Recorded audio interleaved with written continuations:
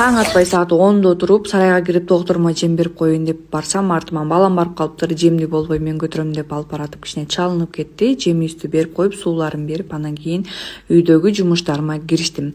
Азыркы убакта эки чоң балам айылда чоң апасынын үйүндө каникулда жырга бес алып жүрөт. Биз кичинекей балам экөөбүз кечке үйдөбүз.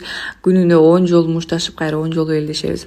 Ваннаны да жуудум. Бүгүн болсо гүлдөрүмө суу бердим. Бир сыра гүлүңдү эмнеге эшикке чыгарбайсың дегендерге, эшикке чыгарсам мен тоогум жеп кетет же итим сүйрөп кетет да, ошон үчүн үйдө эле.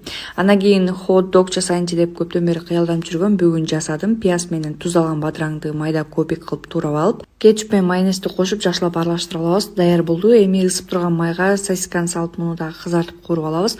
Булочканы өзүм үйдө жасадым. Кааласаңыз магазинден сатып алсаңыз болот.